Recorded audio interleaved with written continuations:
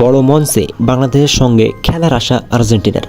বিশ্বকাপ বাছাই পর্বের দ্বিতীয় রাউন্ডে কোয়ালিফাই করার সময় বাংলাদেশ ফুটবল দলকে অভিনন্দন জানিয়েছে আর্জেন্টিনা ফুটবল অ্যাসোসিয়েশন এএফ। একদিন বড় মঞ্চে লাল সবুজের প্রতিনিধিদের সঙ্গে হওয়ার আশাও প্রকাশ করেছে তারা। গত কাতার বিশ্বকাপ থেকে বাংলাদেশের সঙ্গে ফুটবলের এক মধুর সম্পর্ক গড়ে উঠেছে আর্জেন্টিনার। না যুগ থেকে এদেশের আর্জেন্টাইন সমর্থক গোষ্ঠী গড়ে উঠলেও সামাজিক যোগাযোগ মাধ্যমের গণমাধ্যমের কল্যাণে লিওনেল মেসির যুগের উন্নয়নটা বেশ নজর এসেছে তাদের। ৩৬ বছর পর কাতারের গত ডিসেম্বরের বিশ্বজয়ের পর তারা এই বাংলাদেশের অকুণ্ঠ সমর্থনকে ভুলে যায়নি, বরং নানাভাবে কৃতজ্ঞতা প্রকাশ করার চেষ্টা করে গেছে। ৪৫ বছর বিরতির পর গত ফেব্রুয়ারিতে বাংলাদেশে তারা আবারও দূতাবাস চালু করেছে।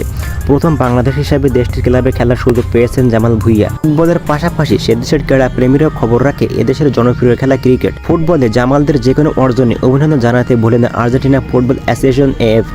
যেমন বিশ্বকাপ বাছাই পর্বের প্রথম রাউন্ডে মালদ্বীপকে হারিয়ে দ্বিতীয় রাউন্ডে পা রাখায় বাংলাদেশকে নিজের সামাজিক যোগাযোগ মাধ্যমে অভিনন্দন জানিয়েছে এএফ। তাদের আশা বাছাই পর্ব পেরিয়ে একদিন বিশ্বকাপে পা রাখবে বাংলাদেশ, যেখানে দেখা হবে দুই দেশের। যোগাযোগ মাধ্যমে বাংলাদেশকে অভিনন্দন জানিয়ে লেখে, বিশ্বকাপের বাছাই পর্বে দ্বিতীয় রাউন্ডে কোয়ালিফাই করায় বাংলাদেশকে অভিনন্দন। আমরা আশা করি কোনো একদিন বড় মঞ্চে দেখা হবে।